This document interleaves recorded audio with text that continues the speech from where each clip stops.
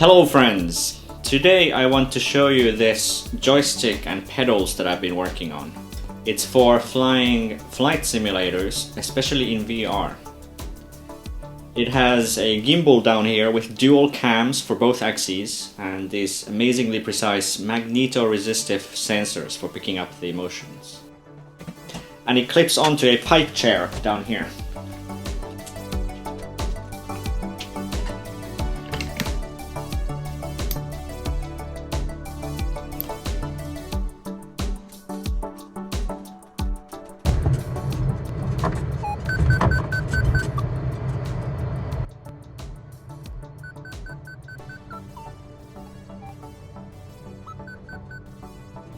This is a glider plane in Microsoft Flight Simulator. This is by a modder. The studio Asobo has already announced that they're working on adding gliders to this game, but at this point you have to use these mods. It's a sailplane, so it has no engine. How does it keep up? Well, winds don't always have to go sideways, they can be three-dimensional. So sometimes the sun hits the ground just right and you get a warm spot, and the air rises up. Or sometimes you get a hill like this that slopes up, and the wind hits that just right, so it turns upwards. So as long as you keep inside these raising airs, you can actually gain altitude and never have to land. It's the coolest sport. So that's why I'm excited that Asobo is adding gliders and the associated weather physics to Microsoft Flight Simulator. Ridge lift, so when the wind hits the slopes, that actually already works, but unfortunately you go under those beautiful cumulopod clouds, you won't find the associated thermals under them. It's not been simulated yet. Wait, do you hear that? The Horn of Gondor. That's right, forget about Microsoft Flight Simulator for now. We are playing Condor 2 today. This is the best soaring simulator out there if you're flying glider planes. It might not look quite as nice as Microsoft Flight Simulator, but the physics in it are unreal. And by unreal I mean as real as you can get. And the weather simulation with all the thermals and the winds, they're gonna blow you away. I started from down there. You can kind of make out the airstrip down there. I was pulled up by this little red plane, and at about 600 meters we cut our ties and parted ways, and from there on out gravity would be taking me down about 1 meter per second. You can actually see it here in the variometer, so this gauge can show you if you're falling or if you're going up. Instead, what I did, I looked around for hotspots, and what do you know, I found this field basking in the sun, and the warm air had formed a thermal on top with a nice cumulus cloud.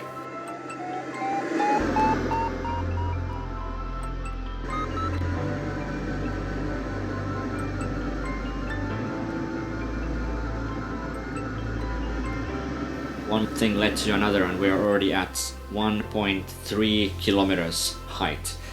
All for free. It's solar powered flight. Amazing. I'm sure you've seen like crows or eagles, hawks around you doing this on top of like factory buildings or parking lots where the air is rising up. They're not going in circles because they're lost. They're actually using the wind to gain altitude. Solar powered birds. Amazing. With these buttons on the end of your stick, you can play with your iPad here. You've got different apps, or you can change the MacGyver ring, or if you don't like the ringtone, you can push this trigger button and change it. There's two options. The pedals, they control your rudder, and this blue lever, it raises up these spoilers on the wings. Let's go under this cloud and see if we can find a thermal.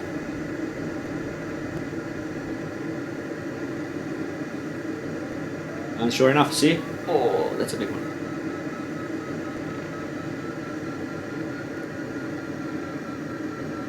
I came under this cloud and now I'm in a thermal of about 3 meters per second. As long as I keep here, I'm just like one of those birds. Can you imagine? Unbelievable.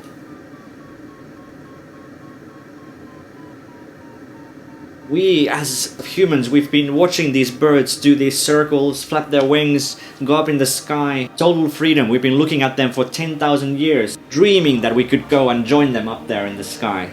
And then a few mad lads, they actually figured it out. You can actually go up and fly, just like a bird. I'm up here at 1.4 kilometers for free, just like a bird. We can actually fly now. Why are you down there in buildings? You should be flying. The frame is built of PVC pipe and it clips onto a pipe chair just like this. It's lightweight yet sturdy, and most of all it doesn't take a lot of space in my small apartment. It's also cheap to build, at about $60 in parts and material. You need a Arduino, some skate bearings, PVC pipe, switches to taste, bit of wire. For the 3D printed plastic, PLA Plus or PETG will do. You need less than half a roll. For sensors you need some pots and optionally Hall effect sensors or magneto-resistive sensors. So you can build it on a shoestring budget. If you've ever thought about building one of these hot Azzies yourself, I'm sure you've run into a few of these great designs that are available online.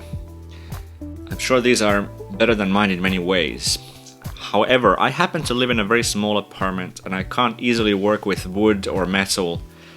I also don't happen to live near a very good hardware store where I could buy small amounts of assorted M3, M4, M8 nuts and bolts, these different size bearings. That fact has kept me from pulling the trigger on building one of these open designs, unfortunately. So I did the next best thing I knew to do, which was to design yet another design. And with a design goal of using as little hardware components as possible. So you can see the frame is made of ubiquitous PVC pipe, and the chair itself is also the cheapest of chairs, just a pipe chair. The gimbal uses the common skate bearing. You can call these 608 bearings. They should be everywhere thanks to fidget spinners. And look, no bolts are needed, just these printed dowels. And here's perhaps the smartest part of this design. To make designing the cams here simpler, I used this symmetrical design. I'll call it the chomper cam. These cams are tensioned with rubber bands. To get a soft center in the spring force, you can just round this corner out with a fillet.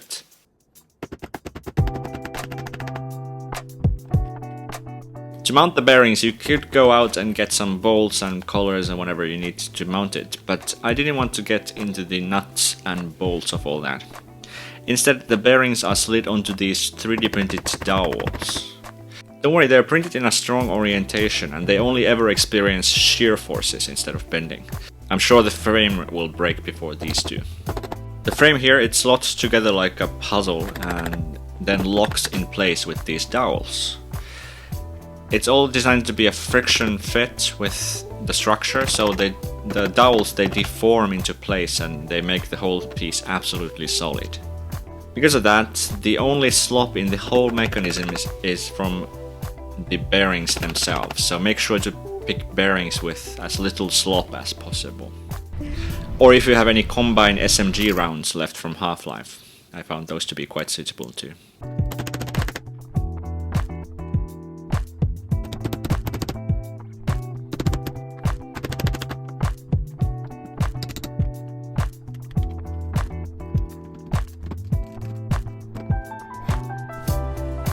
For the sensor, you've got a choice between Hall effect and magneto-resistive. To install this Hall effect sensor, it's just the bare IC here.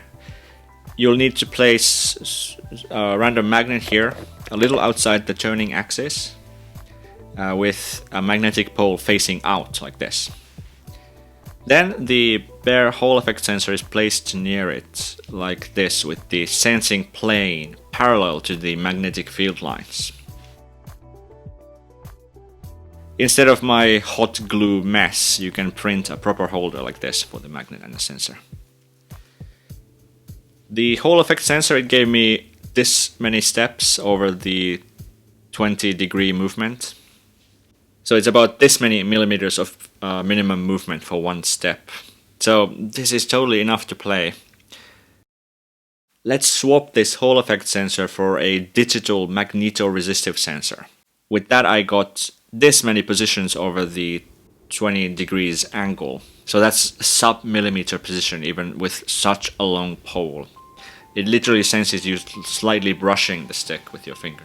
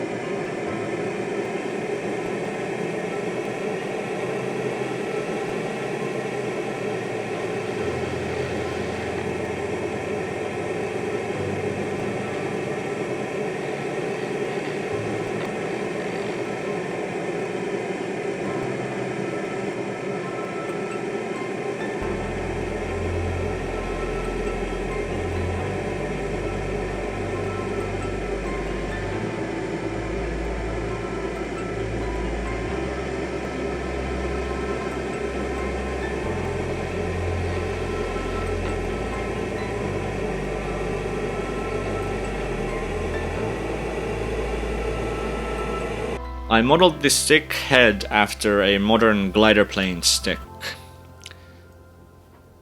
Inside you'll find a cut up piece of proto board.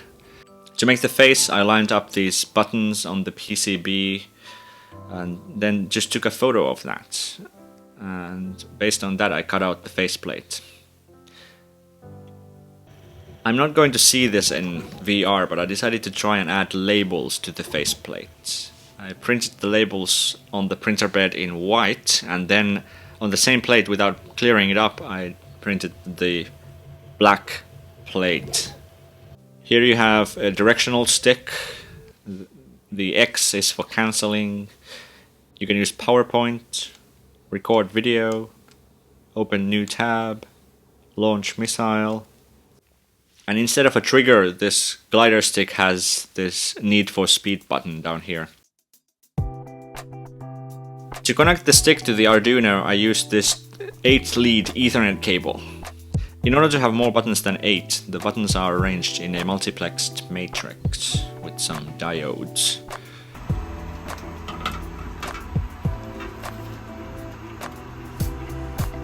Make sure to print these pedals strong enough. They're literally under feet of pressure. For the sensor I'm using these old POTS, potentiometers.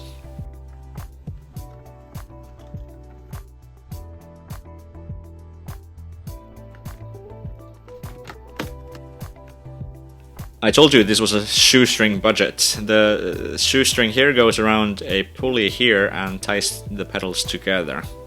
And then they're tensioned with a rubber band. Finally, you need to fix this assembly to the pipe. Here I do admit that I used some nuts and bolts, but you could use glue here or a wood screw through this hole or some pipe ties. Just make sure the pedals don't slide on the pipe.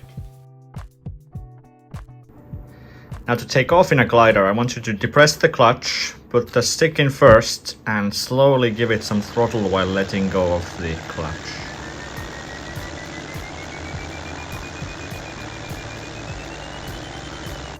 This is the air brake and trim unit for the side of my pipe chair.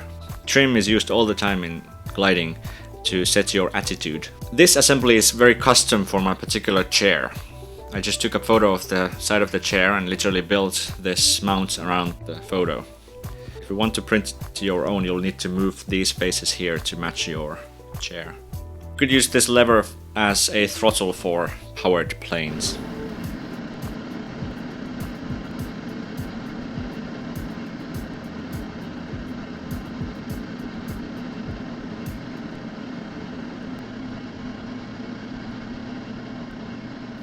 So I'll upload these files if you want to print this or parts of this design.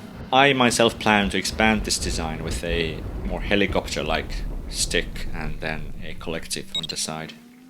Also check out these other options like the Oulu Kalo gimbal, which is very popular and looks very professional. There's a joystick with aluminum extrusion if you can get that for cheap. I also made a smaller tabletop joystick with the same Arduino Micro and some Hall effect sensors a year ago. And if you want something even simpler than that, you can try my Snap-on joysticks for game controllers. They're literally just a hunk of plastic and no other hardware. That's it. Thank you for watching and see you next time.